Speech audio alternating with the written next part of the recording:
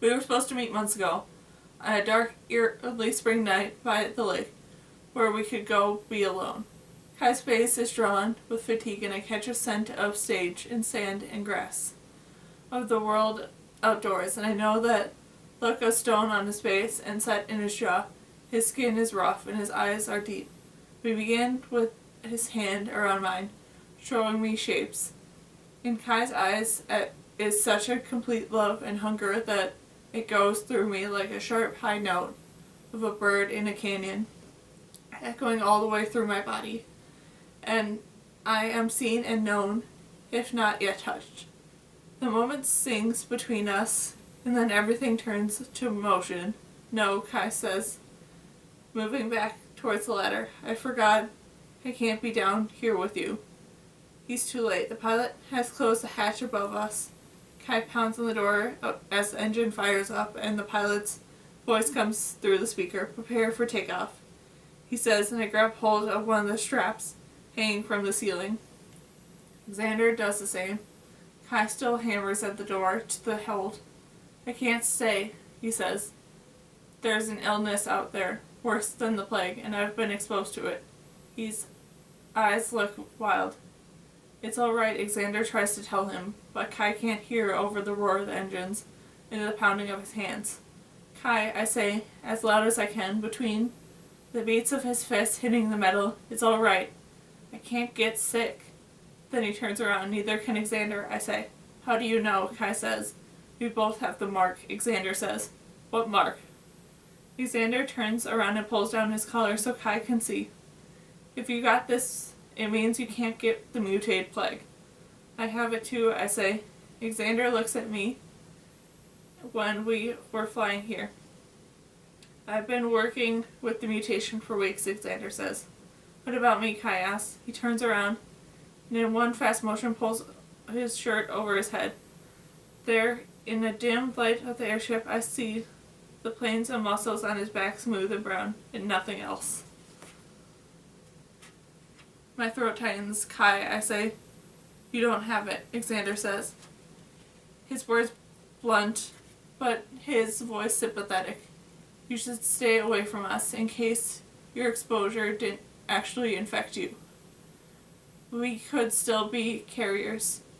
Kai nods, and he pulls his shirt back over his head, and when he turns to us, there's something haunted relief in his eyes. He didn't expect to be immune. He'd never been that lucky, but he's glad that I am. My eyes burned with angry tears. Why does it always have to be like this for him? How does he stand it? He keeps moving. The pilot's voice comes through the speaker in the walls. The flight won't be long, he tells us. Where are we going? Kai asks. The pilot doesn't answer. To the mountains, I say. At the same time, Xander, to help the pilot find a cure. That's what Indy told you, Kai says, and Xander and I nod. He raises an eyebrow as if to say, but what does the pilot have in mind? There's something in the hold for Cassia, the pilot says, in the case in the back. Xander finds the case first and pushes it towards me. He and Kai both watch as I open it. Inside are two things, a data pad and a folded piece of paper. I take the data pad first and hold it to Xander to hold. Kai stays on the other side of the ship, and then I lift out the paper. It's slick white paper from a port, heavier than it should be. Folded it in an irregular pattern to conceal something inside. When I peel away the layers, I see grandfather's microcard in the center. Graham sent it, after all. He sent something else too, radiating from the middle of the paper, a dark line writing a code. I recognized the pattern in the writing. He made it look like a game I once made for him in the scribe. This is my brother's writing. Graham taught himself to write. Instead of just deciphering my message, he put together a simple code of his own. We thought he couldn't pay attention to detail, but he can when it interests him enough. He would have been a wonderful sorter after all. My eyes fill with tears as I picture my exiled family at their home in Kenya. I only asked for the microcard, but they sent more. A code from Bram, a paper from my mother. I think I could see her careful hand enfolding, and only one who didn't send anything was my father. Please, the pilot says. Go ahead and view the microcard. His tone remains polite, and I hear a command in his words. I slide the microcard into the data pod. It's an older model, but it only takes a few seconds for the first image to load. And there he is, grandfather. His wonderful, kind, clever face. I haven't seen him in almost a year, and I except in my dreams. Is the data pod working? The pilot asks. Yes, I say, and my throat aching. Yes, thank you. For a moment, I forget that I am looking for something specific, grandfather's favorite memory of me. Instead, I'm distracted by the picture of his life. Grandfather young, a child standing with his parents, a little older, wearing plain clothes, and then with his arm around a young woman, my grandmother.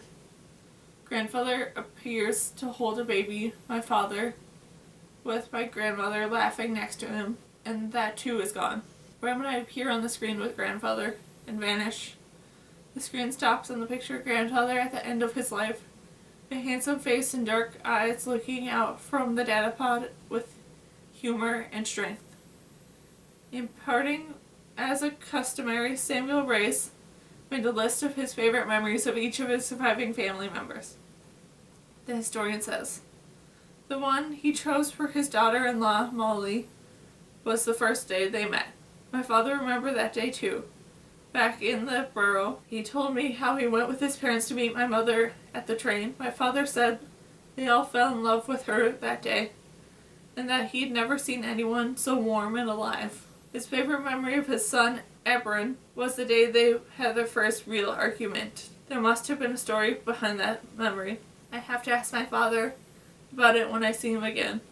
He rarely argues with anyone. I feel a little pain. Why didn't Papa send me something?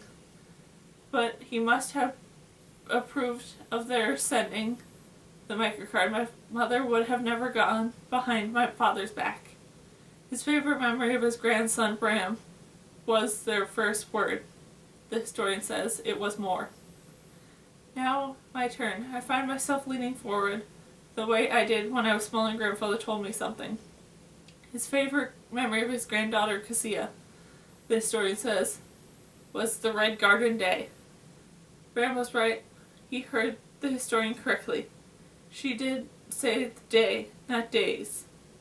So did the historian make the mistake? I wish they'd let grandfather speak for himself. I'd like to hear his voice saying the words. But that's not the way society did things. This had told me nothing except that grandfather loved me. No small thing, but something I already knew. That the Red Garden Day could be any time of year. Red leaves at the fall, the red flowers in the summer, red buds in the spring.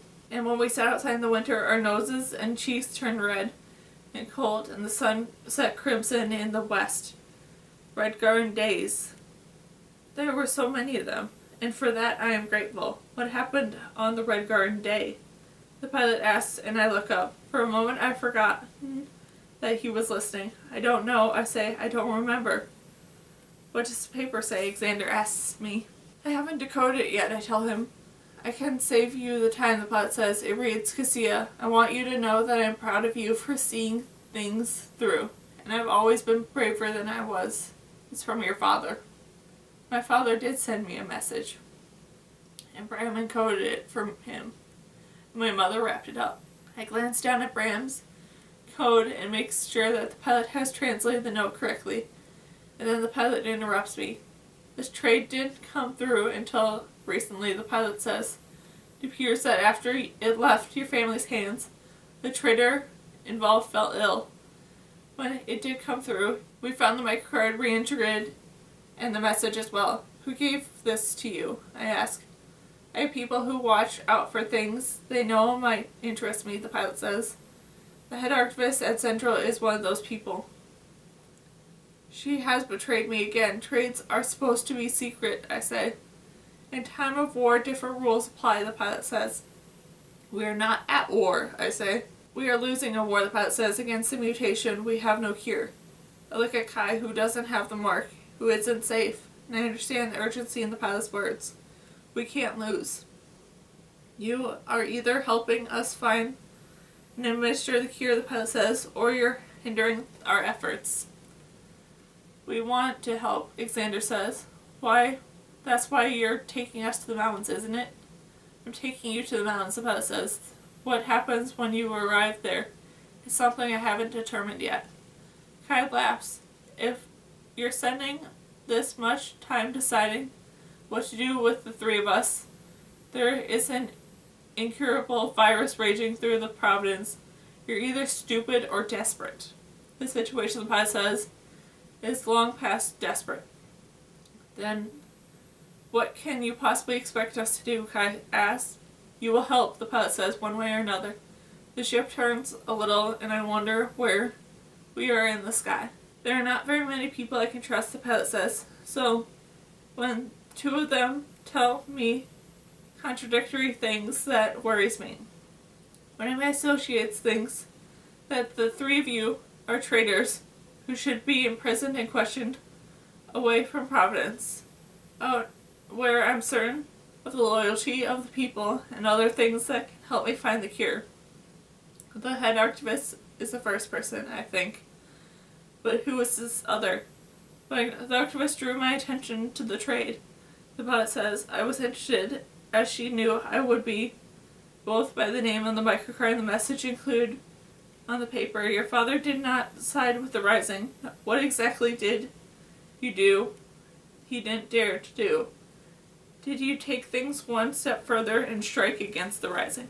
And then when I looked more closely, I found other things worth of notice. He began reciting the names of the flowers to me. At first I think he's gone crazy, and then I realized what he's saying. New Rose, Old Rose, Queen Anne lace. He wrote that and distributed it, the pilot says. What does the code represent? It's not a code. It's just my mother's words turned into a poem. Did someone give it to him? I meant for it to be shared, but not like this. Where is a place over the hill under the tree and past the border where no one can see? When he asks questions like this, it sounds complicated, like a riddle. And it could only supposed to be simple, a song. Who were you supposed to be meeting there? He asks. His voice clear and even. But Kai's right. The pilot is desperate. There's no undertone of fear in his when he speaks. But the question he's asking, the way he's gambling some of the precious time, the three of us, it all makes me cold with fear. If the pilot doesn't know how to save us from the new plague, who does? No one, I say. It's a poem. Doesn't have to have any literal meaning. But poems often do, the pilot says. You know this, right? He's right. I thought about the poem, the pilot's name in it, and whether it was one my grandfather really meant to find. He gave me the compact, and he told me the stories of hiking at the hill and of mother who sung forbidden poems to him. What did grandfather want me to do? I've always wondered. Why did you gather people at the gallery, the pilot asked, so that they could bring what they made? And what you talked about there? Poetry, I say, songs. And that's all, the pilot says. His voice can be cold or as warm as stone. I realize something that sounds generous and welcoming, like sandstone under sun. Other times, it is unforgiving, that the marble of the steps in City Hall. I have a question of my own for him. Why did my name interest you now, I asked. People of the Rising must have seen it before. It meant nothing to them. Things have happened since you first joined the Rising several months ago, the pilot says. Poison lakes, mysterious coves, gallery built where people could gather and exchange what they've written. It seems that your name was worth a second look. And when I looked again, there were a great deal to find. And now his voice was very cold. Cassia, you're not fighting against the Rising, Xander. He says she's part of the Rising. I can vouch for her.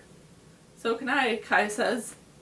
And that meant something to me, the pilot says. If it weren't for the confluence of data around the three of you, there's enough to make all of you suspects. What do you mean? I ask. We did whatever the Rising wanted us to do. I came to Central to live. Kai flew ships to you, Xander. Save patients. A small obedience did several to camouflage your other actions to those in the Rising, and less authority and information, the pilot tells me. They individually had no reason to report you to me, but you were brought to my attention. I saw things that made connections that were unbelievable to others. As a pilot, I've accessed information when I look closely. I found the truth. People died wherever you went. The decoys of the camp, for example, many of whom were aberrations. I didn't kill those decoys, Kai says. You did when the society sent people out there to die. And you sat back and watched. The pilot continued, relentless. The river near the carving was poisoned while you were in the area. You detonated wiring in the carving, destroyed part of a village that belonged to anomalies. You destroyed tubes, the storage facility in the canyon, and the facility that the Rising had infiltrated. You conspired to obtain and carry blue tablets. You even killed a boy with them.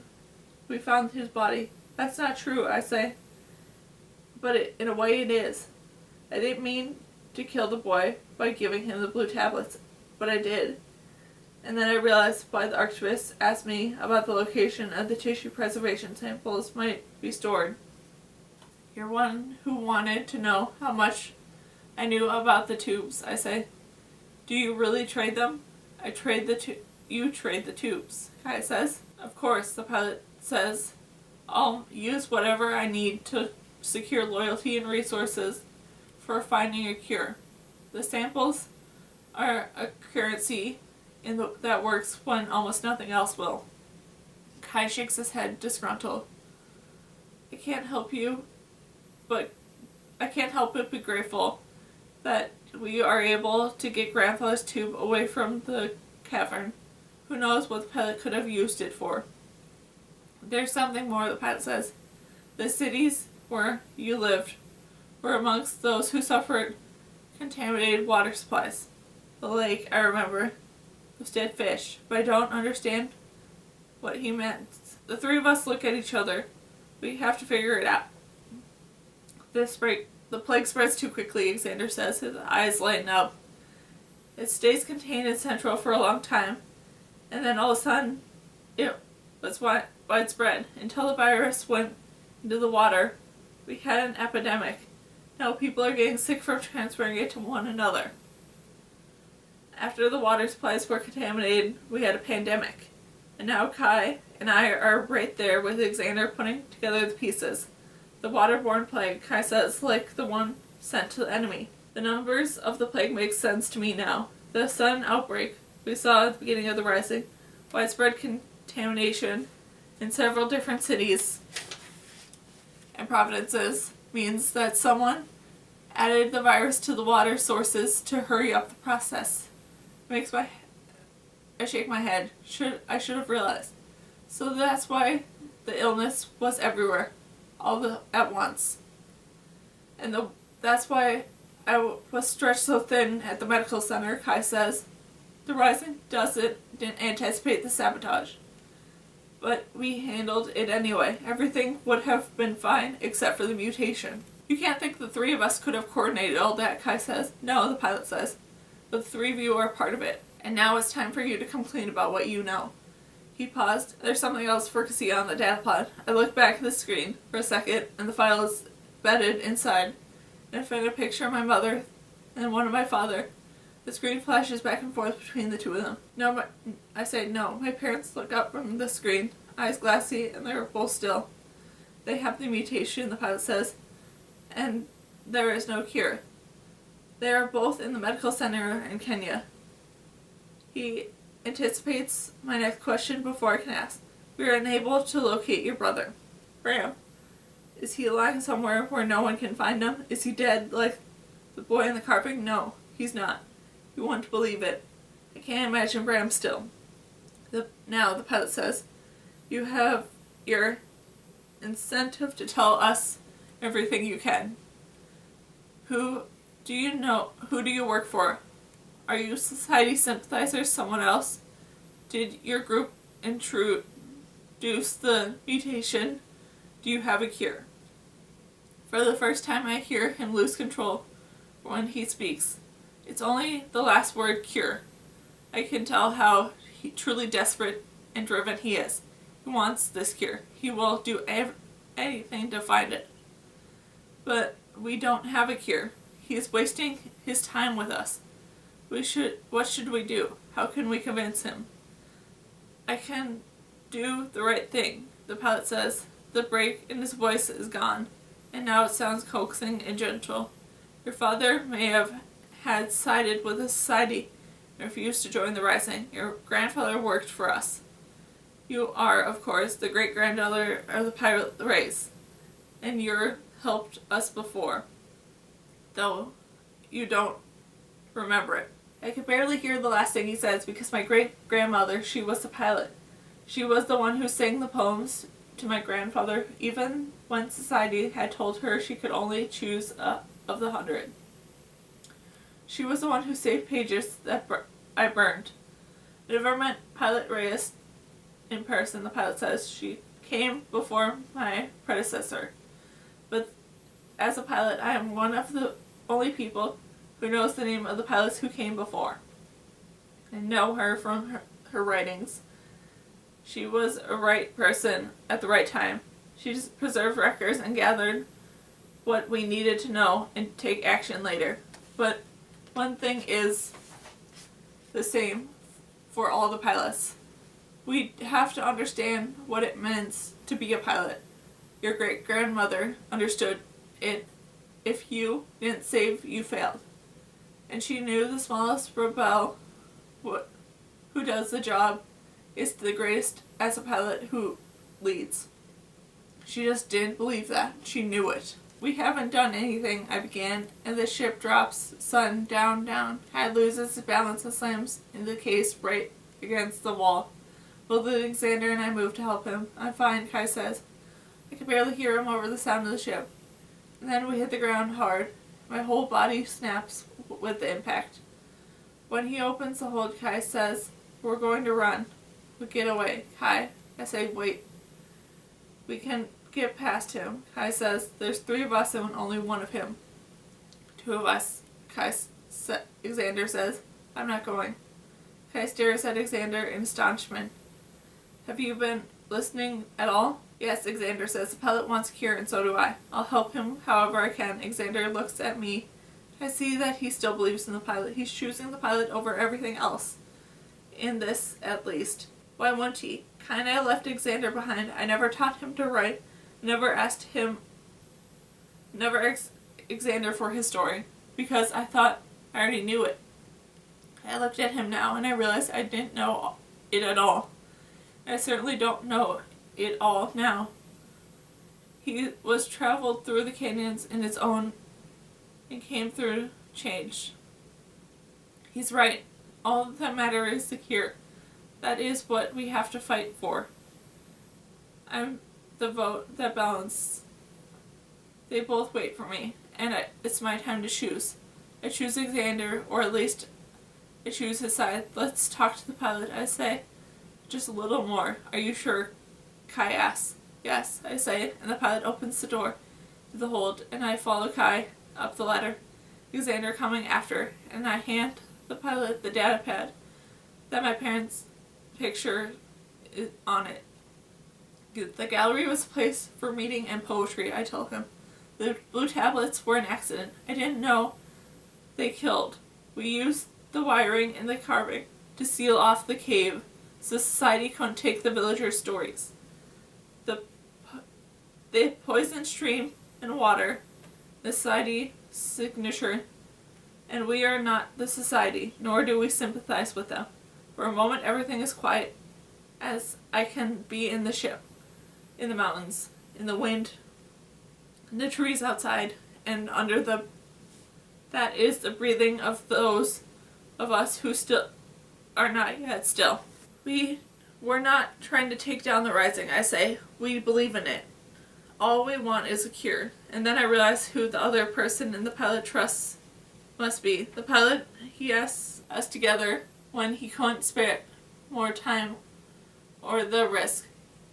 You should listen to Indy. I say, we can help you. The pilot doesn't seem surprised that I figured it out. Indy, Kai says. Does she have the mark? No, the pilot says. But we'll do our best to keep her flying. You lied to her, Kai says. You used her to bring us all in. There's no stone you won't overturn, the pilot says, to find the cure.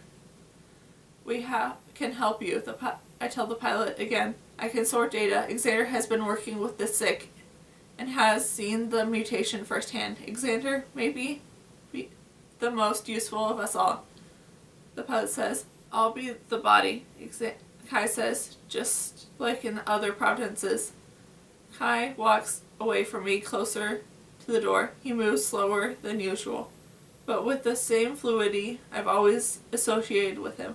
His body belongs to him more than most people's do, and I ache at the thought that it might be have to stop, be still. You don't know yet, I say, my heart striking. You might not be sick. But Kai's expression is resigned. Does he know more than he's saying? Can he feel the mutation inside him, running through his veins, making him ill? Either way, Kai's been exposed to the virus, Xander says. You don't want to risk the exposure to people working on a cure to the mutation. There's no risk, the pilot says. The villagers are immune. So that's why you're looking here for the cure, Xander says. And he smiles. His voice fills with hope. There is a chance we'll find it. But if you knew about the red mark, why didn't you bring some of those who had it out here earlier? I ask the pilot. Maybe our data could be useful. If I'm immune, they could correlate my data with that of the villagers from the mountains. That moment the words leave my mouth, I shake my head. It won't work, I say, answering my own question, because our data is compromised. All the immunizations and exposures we've had, you need a pure sample group to find the cure. Yes, the pilot says, looking at me with measuring expression. We can only use those who have lived outside the society since birth. Others can help us work on the cure, but we can't use their data. And you must give the most weight to the data from those who have lived longest outside the society. For second generation and third generation villagers, their information will have greater importance. We've come by the additional data recently, the pilot says. A second group of villagers who have proved to be immune. They only arrived in the mountains recently. The farmers from the carving, must be. I remember a small dark house, the symbol of the settlement we saw marked on the mountains, with a farmer's map. They didn't know the name of the village or anyone that lived there, but they were the farmers fled when the carving was no longer safe. Kai's looking at me. He had the same thought. What if we can see Eli again, or Hunter? When the people from the carving arrived, the villagers of Edstone let them build a settlement of their own nearby, the pilot says. We weren't sure at first if the people from the carving could also be immune to the mutation, so they lived in a very different climate and had no contact with those living in Edstone for many years. But they were also immune, which was a huge boon to us, because then you could correlate their data. I said, understanding instantly. You could look at the commonalities between the two groups. It would save your time. It would save you time. How close are you? Xander asks. Not as close as we'd like. The pilot says, there were many commonalities in the diet and habit of the two groups. We're ruling out the possibility as fast as we can, but it takes time. People are trying the Huron. He looks at the three of us. Have you convinced him? Xander watches me too. When our eyes meet, he smiles, and I see the old Xander in him again. The one who used to smile at me excitedly this way to try and get me to jump in the pool and join in the games. When I turn back to Kai, I see that his hands are shaking just a little. He's fine. His hands that taught me to write, that touched me when we were through the canyon. Long ago on the hill, Kai warned me about a situation like this, where we might be caught. He told me about a prisoner's dilemma and how we would have to keep each other safe. Did he ever think that there might be three of us, not two? Here, between Xander's smile and Kai's hands, I come to my own understanding that the only way to keep one another safe is to find a cure. We can help you, I say to the pilot, hoping that this time he will believe me. Grandfather believed in me, in the plan. I hold the microcard. It's wrapped in paper from my mother that is covered in my father's words written by my brother's hand.